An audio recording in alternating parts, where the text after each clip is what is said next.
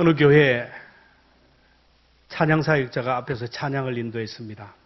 우리 교인들과 함께 박수를 치면서 사막에 샘이 넘쳐 흐리라, 사막에 꽃이 피어 향내 내리라, 그 누가 아무리 자기네 땅이라 우겨도 독도는 이렇게 했어요. 진짜로 난리가 났겠죠. 사고를 쳤어요. 쥐구멍이나 있어서 들어가고 싶은데 목사님이 너는 사고를 쳐도 크게 치니 큰 종이 되겠다. 목사가 되어라. 목사가 됐대요. 오늘도 찬송하는데 284장. 성가대는 끝까지 가, 끝까지. 잘못됐으면 돌아와야 되는데 무슨 하는지 몰라 전부 다 이게. 이게 오랫동안 모든 제 가운데 빠져. 내가 시작을 그래 했거든. 곡이 똑같으니까. 같이 따라오네. 여러분 다 하다 보면 실수가 있어요. 그러니까 너그럽게 넘어가시고 이해하는 자에게 복이 있는 줄로 믿습니다. 비웃는 자에게는 몸에 안 좋아요. 비웃지 마시고. 사람은 누구나 다 그래 실수를 하게 됩니다. 요즘 신학교 가면 신학생들이 없어요. 그래서 신학생이 자꾸 숫자가 줄어들어서 앞으로 신학교가 이렇게 폐교하는 학교들이 점점 많아질 거라고요.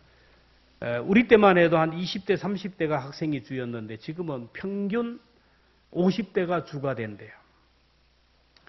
목회자 청빙하기에 참 어려운 시대입니다. 옛날에 7, 80년만 돼도 학교에 막 신학생들이 얼마나 몰려왔는지 몰라요. 그러니까 막 지방마다 학교가 세워지고 목회자들이 과잉으로 배출되었어요. 엘리사 시대에 갑절의 영감을 받았던 이 주의 종들이 나타나니까 말씀이 흥황하게 일어나니까 막 주의 선지자 후보생들이 막 몰려오기 시작하는 거예요. 얼마나 몰려오는지 막 학교 강단도 부족하고 기숙사도 부족하고 교실도 부족해요. 그래서 신학생들이 우리도 학교를 더 증축합시다. 그래서 예배당도 증축하고 강당도 증축하고 기숙사도 식당도 증축하기로 했어요. 그래서 이제 저마다 뭐 업자에게 맡길 상황도 아니고 저마다 나무를 베어와야 되는데 어떤 믿음이 특심하고 열심히 특심했던 한 사람이 도끼를 빌려서 여당강에 가서 이제 나무를 베다가 도끼날이 빠져버렸어요. 요즘이야 도끼가 비싸지 않지만 철기 문화가 발달되지 않는 그 당시 도끼는 아주 굉장히 천문학적으로 비싼 가격이에요. 도끼를 쉽게 빌려줬겠어요? 안 된다고. 빌려주세요. 잃어버리면 내 몸을 팔아더라도 내 자녀들을 팔더라도 내 갚겠습니다. 그래서 빌려줬는데 그 도끼를 잃어버렸어요. 자, 율법적으로 변상을 해야 됩니다. 자기가 노예로 가든지 아이들이 노예로 갈 판이에요. 그래서 이 제자가 내 주여 이는 빌려온 것입니다. 내 것이 아닌데 큰일 났습니다. 이제 엘리사가 도끼에 어디서 잃었느냐? 이렇게 보더니 저쪽입니다. 나뭇가지를 하나 베어가지고 이렇게 강물에 이렇게 던지니까 가라앉았던 도끼가 떠올라왔습니다. 이 말을 듣고 비웃는 사람이 있어요. 도끼가 어떻게 뛰어오르냐? 이런 사람은 아니에요. 하나님의 말씀인 줄로 믿습니다. 오늘 본문에서 말씀하시는 도끼날이 무엇일까요? 도끼자루는 흔하디 흔한 나무입니다. 뭐 박달나무로 해야 된다고 그러고 하지만 어쨌든 흔한 나무예요. 근데 도끼는 귀한 거예요. 도끼자루는 육에 속한 것이고 도끼날은 영에 속한 것이에요. 도끼자루는 세상적이고 물질적이고 순간적이고 쾌락적인 사라질 것들이에요. 그러나 도끼자루는 사라지지 않는 영원한 것, 영적인 것, 영원한 본질적인 것을 얘기해요. 도끼날을 잃어버렸다라는 것은 경건을 잃어버렸다라는 거예요. 영성을 잃어버렸다라는 거예요. 영적 권세를 잃어버리고 믿음을 잃었다는 거예요. 오늘 시대 목사부터 우리 모두가 회복해야 할 것은 도끼날의 영성이고 경건의 능력인 줄로 믿습니다. 잃어버린 도끼날을 찾기 위해서 어디에서 잃었는지 어떻게 하다 잃었는지를 알아야 돼요. 그런 의미에서 오늘 창립 40주년을 맞는 우리들에게서 이 말씀은 너무나도 도전을 주는 말씀이에요. 자, 왜 도끼가 요단강에 빠졌을까요? 첫째는 중력 때문입니다. 중력은 뭡니까? 지구 중심에서 뭔가 끌어당기려는 힘이 중력이에요. 도끼날이 강물에 떨어지니까 중력에 의해서 이 도끼날이 강에 깊이 가라앉아 버렸어요. 여러분, 사람은 중력에 의해서 자유하는 사람이 없어요. 중력의 힘에 끌려갈 때 가만히 있어도 중력에 끌려가고 그래서 중력에 의해서 끌려 살아가는 사람은 편하고 그 문제가 없어요. 근데 중력의 힘을 거스리고 중력의 힘을 지배받지 않으려고 할수록 힘이 들고요. 어려움이 있어요. 쉽게 설명해서 여러분 운동하는 것이 쉽습니까? 그냥 누워 있는 것이 쉽습니까?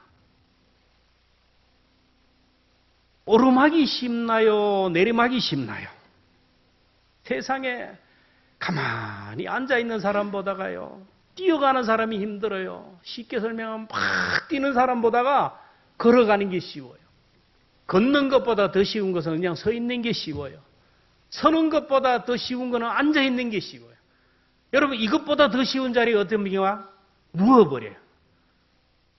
제일 편한 것은 죽어버리면 제일 쉬워요. 이게 뭐냐면 땅에서부터 올라가면 올라갈수록 중력을 거스리면 거스릴수록 사람은 불안하고 힘이 들어요. 걸어다니는 것보다 여러분 자동차 타면 좀 불안하잖아요. 불안하지 않아요? 자동차 타다가 저도 비행기를 타지만 불안해요. 이게 떨어지면 죽는데 불안한 거예요. 나무에 조금 더 올라가면 더 불안해요. 높은 데 올라갈수록 불안하다는 거예요. 끌어다니는 중력 때문이에요. 사람도 나이가 들면 피부가 올라가요, 내려가요. 눈꺼풀도 처지고 피부도 처지고 몸이 천근만근이라는 거예요. 눈에 보이는 중력 이게 영향을 받을 수밖에 없는데 근데 사람은 보이지 않는 중력의 지배를 받는다라. 여러분 보이지 않는 중력이 뭐냐 하면은 죄의 중력입니다. 우리의 몸은 보이는 중력에 이끌리지만 우리의 영혼은 보이지 않는 중력에 이끌리는데 이 죄의 중력, 죄의 유혹이 얼마나 강력한지 우리가 알잖아요. 아담과 하와가 육신의 정욕, 안목의 정욕, 이생의 자랑 이걸 먹으면 하나님처럼 지혜롭게 된다 하니까 먹음직하고 보암직하고 지혜롭게 할 만한 탐 넘어가잖아요. 다윗도 밧세바라는 그 미모에 끌려서 죄를 짓고 삼손도 들릴라라는 여인에게 끌려가잖아요. 가룟 유다도 돈이라는 것에 끌려서 메시아를 팔았어요. 여러분 우리를 자꾸 가라앉게 하고 우리를 주저앉게 하고 경상도 말로 우리를 조조앉히게 하는 게 있어요. 이게 뭘까요? 저급한 욕망과 욕심, 이기심. 여러분 욕망이 올라올수록 욕심이 올라갈수록 내가 최고라는 이기심이 올라올수록 오늘 우리를 주저앉게 만드는 거예요. 인간은 언덕 위에 세워놓은 수레와 같아서 가만히 있으면요 자꾸 내려와요. 우리를 끌어다는 죄의 중력이 얼마나 강한지 아잖아요. 그래서 사도 바울이 고백합니다. 로마서 7장 19절입니다. 시작. 내가 원하는 바 선은 행하지 도리어 원하지 않은 바 악을 해. 바울은 자기는 선을 행하고자 하지만 선을 행하고자 하는 그 마음을 자꾸 끌어안고 주저앉게 하는 악한 실체가 있다는 걸 봤어요. 그래서 로마서 7장 21절부터 그는 고백합니다. 같이 봅니다. 시작. 내가 한 법을 깨달았노니 그 선을 행하기 원하는 나에게 악이 함께 있는 것이로다. 내 속사람으로는 하나님의 법을 즐거워하되 내 지체 속에서는 한 다른 법이 내 마음의 법과 싸워 내 지체 속에 있는 죄의 법으로 나를 사로잡는 것을 보다. 바울 속에는 선을 행하고자 하는 마음과 악을 행하자 하는 마음이 계속 싸우는데 결국 죄라는 것이 자기를 넘어지게 하고 주저앉힌다라는. 그래서 바울은 고백합니다. 로마서 7장 24절. 오라 나는 공고한 사람이라. 이 사망의 몸에서 누가 나를 건져내랴. 우리가 육의 몸을 입고 이 세상에 사는 동안 자꾸 우리를 끌어당기고 우리를 주저앉히고 우리를 힘들게 하고 우리를 실족하게 하는 죄의 유혹이 있다는 것을 알아야 돼요. 여러분 기도가 힘든 이유가 뭔지 아세요? 예배드리기가 힘든 이유가 뭔지 아세요? 우리 아이들이 지금 1시간 예배드리는데 몸부림을 칠 겁니다. 근데 컴퓨터 앞에서 게임을 하라 그러면요 2시간 3시간 가도 눈이 막 토끼 눈처럼 뻘겋게 돼도 힘이 하나도 안 들어요. 왜 그럴까요? 이걸 우리가 알아야 돼요. 그래서 죄의 중력으로부터 자유할 수 없다는 것을 알고 영적인 근력을 키워야 돼요. 근력이 있는 사람은요 죽는 순간까지 눕지 않고 중력을 거스리며 활동합니다. 우리 할머니들은 우리 할머니가 돌아가시기 전까지 3일 전까지 돌아다녔어요. 왔다 갔다 자식들이 막 민망할 정도로 막 나무도 하고 막 불도 떼고 막 여러분 부지런히 다니고 근육이 살아있는 사람은요 그렇게 돼요. 99881234 99세까지 팔팔하게 살다가 하루 이틀 삼삼하게 앓고 죽어버린다. 여러분 99881234 하기 위해서는 어쨌든 기어다니든 걸어다니든 여러분 열심히 다녀서 근력을 키워가기를 축원합니다. 근력을 잃어버리면 끝나요. 우리가 천국도 그냥 가는 게 아니에요. 말씀을 읽고 기도 생활을 하고 봉사하고 사랑하고 섬기는 건요. 이런 사람은요 추락하지 않아요. 영적인 근력이 있는 사람은요 죄의 유혹이 사탄이 아무리 우리를 끌어당겨도 끌어당기지 않는 거예요. 이 땅의 교회와 성도들이 죄의 중력에 이끌려 믿음과 신앙이 추락하고 있는데 우리는 독수리처럼 우리 교회는 독수리가 날개 치며 올라간 같이 날마다 영적 근력을 키워가며 하늘을 향하여 올라갈 수 있기를 축원합니다. 추락한 자가 되면 안 돼요. 추락하면 안 돼요. 추락하는 이유가 뭐예요? 내 영적 근력이 부족하기 때문이에요. 오늘 본문에 나오는 신학생이 도끼날을 잃어버린 이유가 뭡니까? 둘째는 위험한 자리에 앉아 있다가 그랬어요. 많고 많은 자리 중에 강가가 위험한가요? 강으로부터 멀어질 때가 위험한가요? 강가에 있으면 잘못하면 자기도 빠지고 도끼날이 빠지면 끝나는 거예요. 성도는 앉는 자리, 서는 자리, 만나는 사람이 중요해요. 여러분 아무나 만나면 안 돼요. 예루살렘을 떠나 여리고로 가던 그 사람이 강도를 만났잖아요. 여러분 영적인 안전자리는 말씀의 자리인 줄로 믿습니다. 시편 1편 1절에 보면 복 있는 사람은 악인의 길을 따르지 아니하며 죄인의 길에 서지 아니하며 오만한 자의 자리에 앉지 아니한다. 죄인들의 자리에 앉으면 죄의 유혹을 받게 돼요. 여러분 컴퓨터에 앉아가지고 음란물에 집중하다 보면요 자꾸 자극적으로 자꾸 들어가요. 그다음 나도 모르게 내 영혼이 병들고 내 인격이 병들고 내 인생이 추락하게 돼요. 복 있는 자는 위험한 자리에 안 앉아요. 말씀의 자리에 앉고 말씀을 주야로 묵상하는 자리에 앉아요. 예배의 자리가 기도의 자리가 가장 안전한 영적 자리임을 여러분 믿으시기를 바랍니다. 성도들이 죄인들의 자리에 서고 오만한 자리, 교만한 자리에 앉으면요 도끼날을 잃어버려요. 말씀 읽고 묵상하는 자리에 앉아보세요. 얼마나 영적으로 평안하고 기쁘고 즐거운지 몰라요. 영적으로 위험한 자리가 교만한 자리예요. 이만하면 됐다. 나처럼만 해봐라. 내가 최고다. 내 생각이 최고다.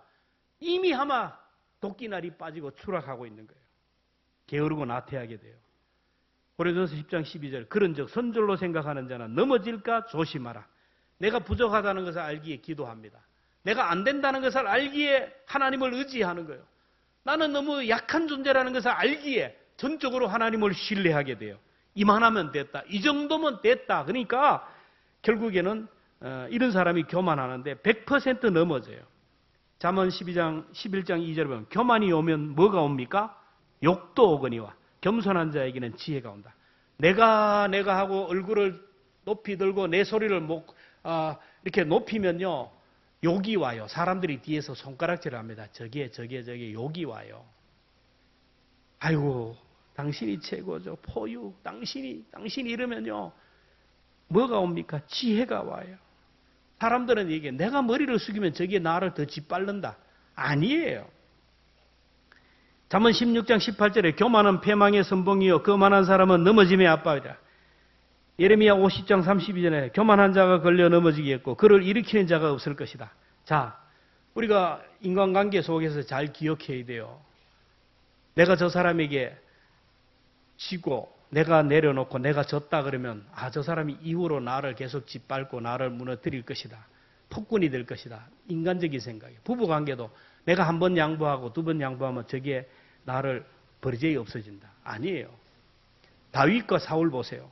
사울이 그렇게 죽이려고 하지만 다윗이 날마다 죽잖아요. 자기를 내려놓으니까 하나님이 사울을 제거하는 거예요.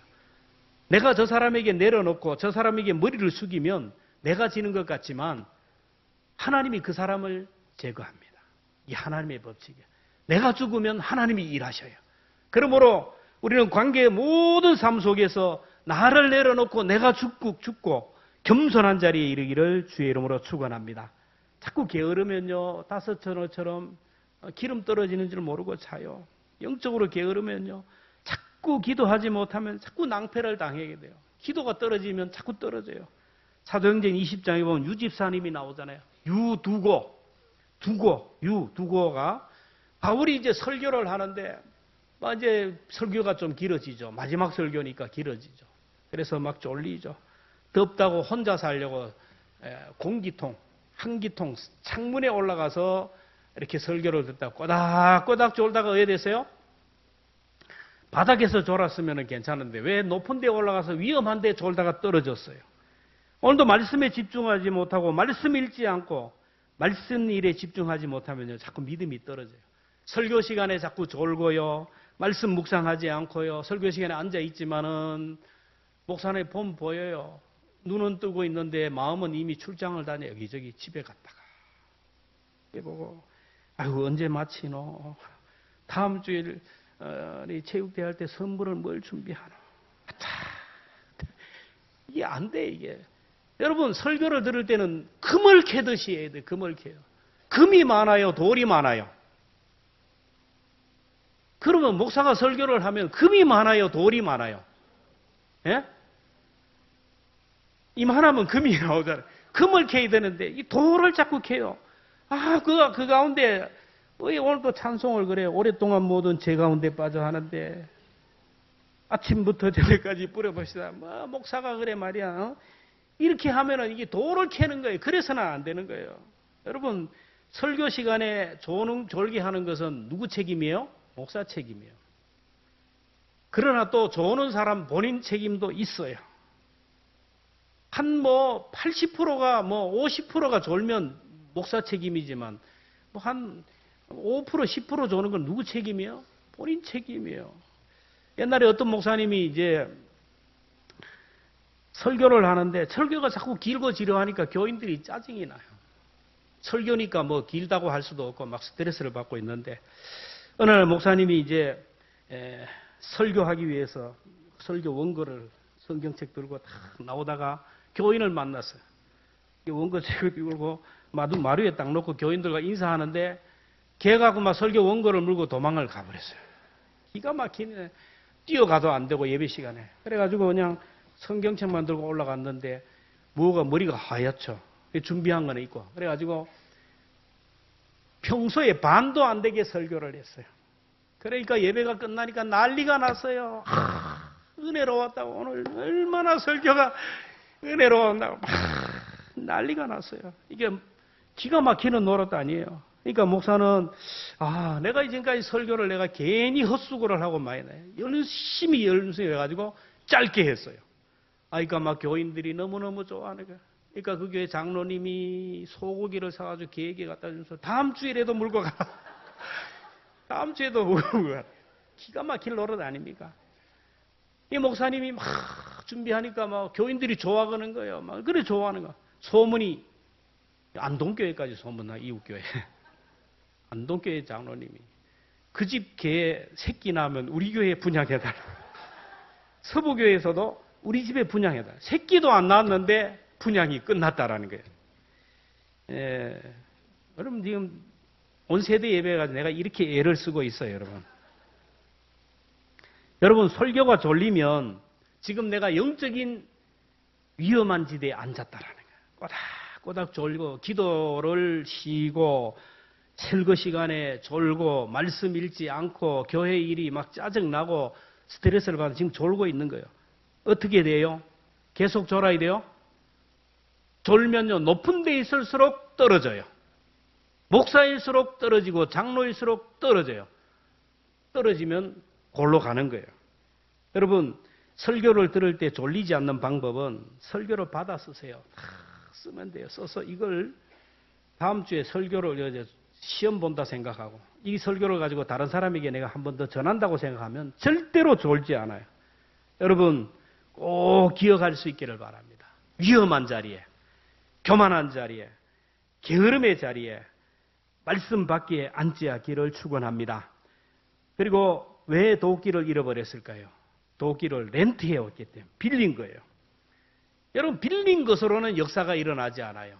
여러분 운동선수들 프로나 매니아들은 여러분 다른 사람 신발 빌려서 안 신어요. 옷도 빌려 안 입습니다. 라켓도 빌려요. 자기 게 있어요. 자기 거. 자기 거에 관점을 가져요. 여러분도 빌려하면 안 돼요. 여러분 교회 올 때 성경책 들고 옵니까? 안 들고 옵니까? 오늘 보니까 안 들고 와요. 전부 뭐예요? 핸드폰 안에 다 들었대요. 이 안에. 그래 교회 성경책 들고 올까봐 들고 오면 부끄러워가지고 다 뒤에 숨겨가지고 오다. 아이고 어디 가세요? 저기 갑니다. 저기 갑니다. 교회를 저기라 그래요. 성경책을 부끄러워해요. 여러분 성경책을 부끄러워하고 천국 갈 수 있겠어요, 여러분? 교회 가면 비치용이 있는데 프로는 남의 거 안 써요. 내 거 써요. 내 눈물 자국, 내 손때가 묻은 내 땀이 는 성경책에 막 까맣게 빨갛게. 여러분 이 성경이 여러분 돌아가셨을 때 여러분 영정사진 앞에 있으면은 얼마나 감동이 되겠어요. 여러분 영정사진에 성경책은 올라놔야 되는데 뭘 갖다 올려놔야 되냐. 협신사 빨리 연락해라. 새 성경책 갖다. 이래가지고 되겠어요, 여러분? 내가 읽고 내 땀이 눈물이 있는 이 성경이 있어야 되잖아요.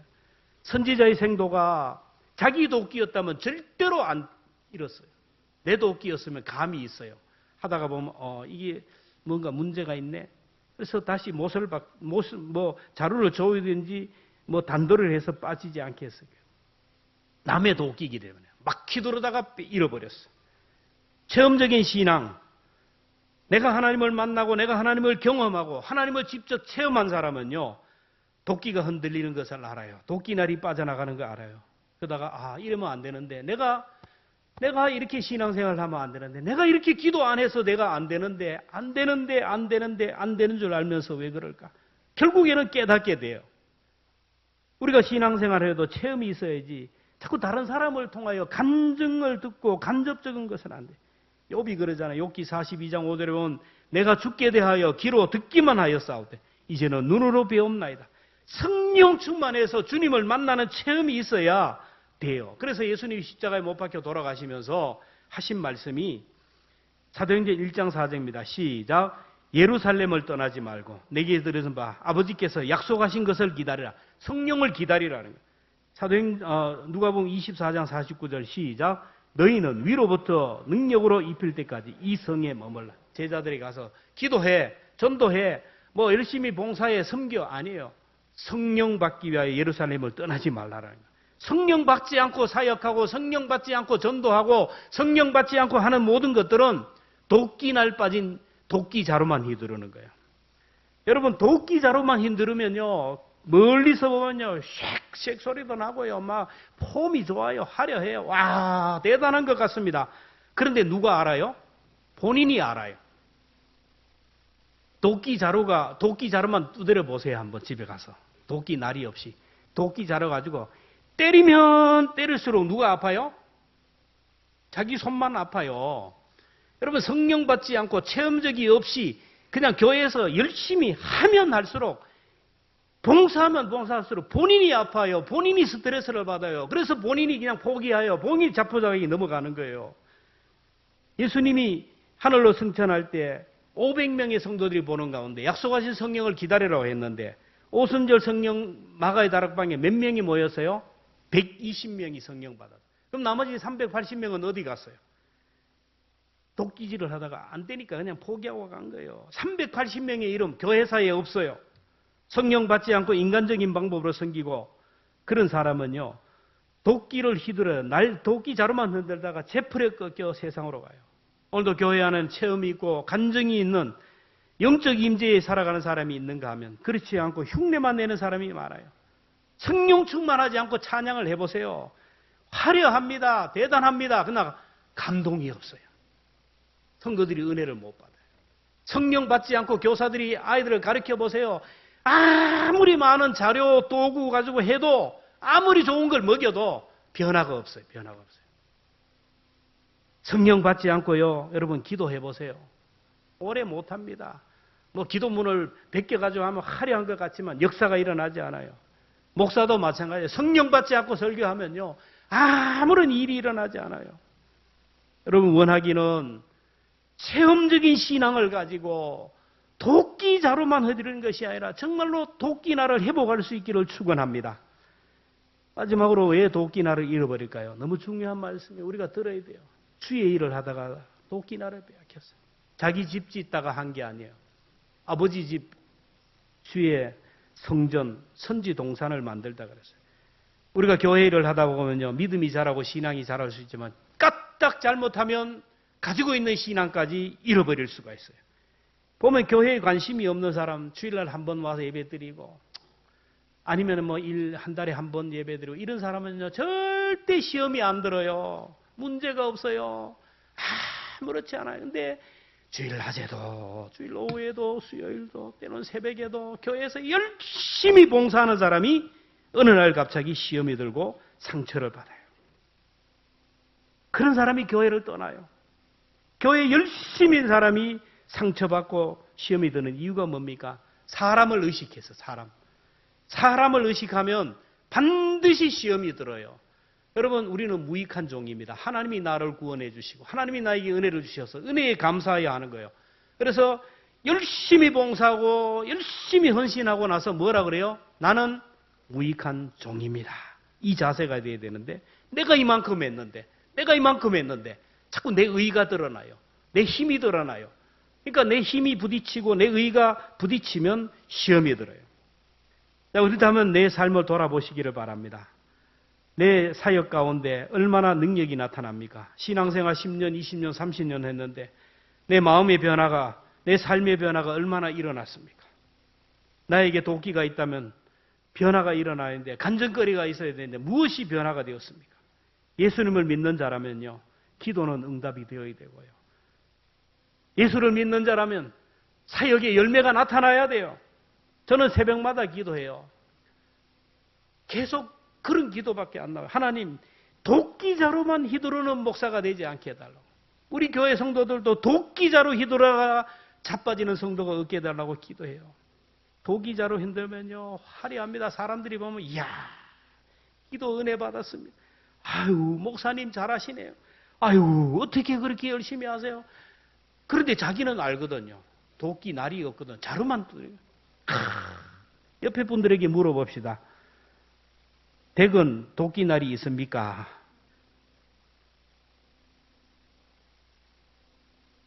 물어보세요. 도끼 날이 있습니까? 자, 이러면 있는지 없는지 본인이 알아요. 그러면 혹시나 빠져가거나 잃어버렸다면 찾아야 되잖아요. 어떻게 찾을까요?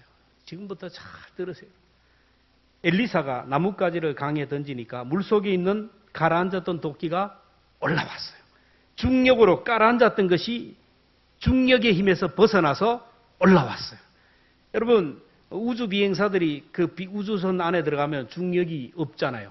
그러니까 마음대로 쫙 날아다녀요.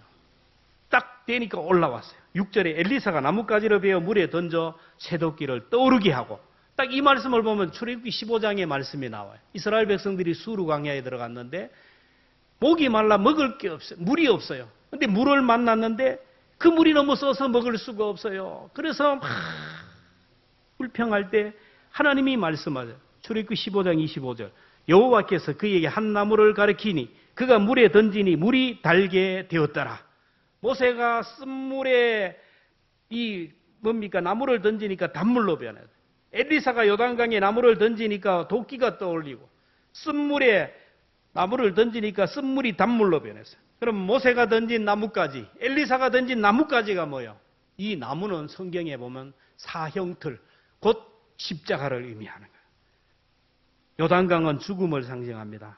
요단강은 모든 것을 삼켜요. 죽으면 모든 것을 삼켜요. 그래서 죽으면 요단강 건너간다잖아요. 그러나 요단강에 누가 들어갔습니까? 예수님이 요단강에 들어가서 세례를 받았습니다. 세례는 죽음을 의미하는 거예요. 예수님은 우리의 죄와 허물을 해결하기 위하여 요단강에 들어가 세례를 받았어요. 세례받을 필요가 없는 분이 세례를 받았어요. 요단강에 세례받고 나올 때 어떤 일이 납니까? 마태복음 3장 16절부터 함께 봅니다. 시작.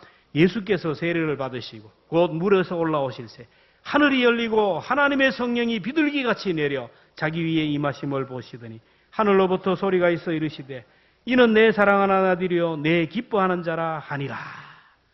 요나가 바다에 던져졌어요. 죽음입니다. 그런데 물고기가 그를 삼키고 3일 만에 육지로 토함으로 살았어요. 우리는 사망에 삼킨 바가 되었어요. 죄와 사망에 던져졌지만 예수 그리스도 안에서 다시 살게 된 줄로 믿습니다. 아람의 나만 장군이 문둥병에 들었을 때 요단강에 7번 들어가 목욕했는데 이거 바로 세례를 의미하는 거예요. 잃어버린 도끼를 찾는 방법, 예수님의 십자가와 함께 내가 죽어야 돼요. 예수님의 십자가는 곧 하나님의 말씀입니다. 우리 인생을 살맛나게 하고 우리 인생을 신바람나게 하는 것은 바로 하나님의 말씀이고 십자가밖에 없는 줄로 믿습니다. 우리 인생 가운데 잃어버린 것을 찾고 내 신앙의 열정, 믿음과 영성을 회복하는 방법은 십자가는 사형들입니다. 십자가는 죄인을 죽이는 것이에요. 그 십자가에서 내가 죽는 거예요. 내가 예수님과 함께 죽을 때 하나님이 살아야 역사예요. 내가 죽지 않아서 문제고 내가 내려놓지 않아서 문제예요. 어떤 교회 목사님이 부임했는데 사역을 하면 할수록 열매가 없어요. 목사가 사역하면 열매가 없으면 참 기가 막혀요. 유능한 분입니다. 스펙이 좋은 분입니다. 설교도 잘하고 찬양도 잘해요. 잘하는데 어느 순간부터 영적 침체로 빠지면서 딜레마가 시작해요. 교인들이 막 설교 시간에 막 졸기 시작합니다. 목사님이 보니까 교인들이 좀 나갔으면 하는 마음이 들어요. 근데 지금 알고 보니까 막 뒤에서 목사님을 대해 수군거리고 막 얘기하는 사람이 많아요. 반대하는 사람이 생깁니다. 그래서 젊은 목사는 아내에게 이제 그만합시다. 내가 아무리 봐도 이 교회에서 실패했는데 다른 교회 가도 나는 안 됩니다. 이제 우리 직업을 바꿉시다. 사모님이 지혜로워요. 아이고 너무 힘들었죠. 고생이 많았다고. 당신 뜻대로 하죠. 그 대신 하나님이 목사로 기름 부었는데 왜 우리가 이렇게 되었는지 그 이유나 알고 이유나 물어보고 그만둡시다. 예수님이 40일 금식 기도했는데 우리도 한 40일 금식하며 기도합시다. 40일 올 금식은 안 되고 한 끼만 금식하고 또 하루에 1시간 성전에 올라가서 기도하고 사임합시다. 그래서 사임서를 썼어요. 주머니 넣고 교회에 올라가서 이제 하루에 한 끼 금식하면서 하루에 올라가서 1시간 기도하는 거예요. 여러분 1시간 기도가 쉬워요? 안 쉬워요? 쉬워요? 그래서 땡 하고 1시간 기도하라 그러면 지금부터 1시간 기도하라 그러면 안 받을 스토리. 5분 있으면 가고 10분 있으면 가고 30분 있으면 뭐 얼마 없고 1시간 동안 있을 분 별로 없어요. 기도할 게 없어요. 그러니까 1시간을 채우기는 채워야 되니까 그냥 기도합니다. 교인들이 이름을 불러가면서 기도해요. 그래도 시간이 남아. 그러니까 자녀들 이름 불러가며 기도해. 그래도 또 시간이 나와. 병자를 위해서 기도하고 사돈의 8존을 위해서 기도하고 막 하다 보니까 세상에 막 기도 제목이 불쑥불쑥 부활하는 거예요. 내가 생각하지도 못했던 사람들의 이름이 기억이 나고 막 내가 기도하겠습니다 했는데 기도 못했던 것들 다 이 사람을 위해서도 기도하고 교회 학교 부장과 교사들을 위해서 기도하고 주변의 불신자들을 위해 기도의 시간이 늘어가고 기도의 지경이 놀러오니까 도시가 보여요. 시장이 보입니다. 국회의원이 보이고 대통령이 보이고 막 기도하는 것들이 놀라게 막 기도하는 동안 이상하게 내가 깨닫지 못했던 것을 봐요. 이야, 내가 이런 방법으로 했으면 이야, 내가 왜 교회 사역하면서 이걸 못했을까? 새로운 아이디어가 벌써 올라오고요. 막 선한 생각이 막 올라오고요. 막 도전적인 말씀들이 막 올라오는 거예요. 기도하는데 예배가 뜨거워지는 거예요. 교인들이 아멘 아멘 하면서 막 교인이 은혜 받기 시작해요. 막 교인들이 몰려오기 시작합니다. 감당이 안 돼요. 그래서 교회가 찹니다. 그래서 교회가 막 부흥의 도가니 올라가고 선교사를 많이 보내는 교회가 되었어요. 여러분 이 얘기는 이 사람의 얘기가 아니에요. 오늘 우리의 얘기예요. 이 목사님은 십자가를 붙들었어요. 내가 죽고 예수님이 사는 삶을 살았어요. 우리가 살아가다 보면 앞이 막힐 때가 있어요. 고난당할 때가 있어요. 질병이 들 때가 있고 실패할 때가 있어요. 여러분 아픔이 있습니까? 괴로움이 있습니까? 이게 끝장이라고 생각합니까? 나 끝이 아니라 바로 하나님 앞에 나갈 수 있는 기회요. 하나님이 우리에게 문을 열어줄 수 있는 기회요. 잃어버린 도끼를 찾을 수 있는 기회가 된다라는 겁니다. 기도해 보세요. 새로운 아이디어가 올라옵니다. 기도하면요 하나님을 사랑하고 싶은 마음이 일어나고요. 성도를 사랑하는 마음이 일어나고 기도하면 내가 상상하지 못했던 그런 은혜가 있어요. 그래서 주님이 말씀합니다. 너희가 내 이름으로 아무것도 구하지 아니하였으나 구하라. 그리하면 너희 기쁨이 충만하리라. 복음성가 중에 보면 그런 복음성가 있어요. 앞이 캄캄할 때 기도 잊지 마세요.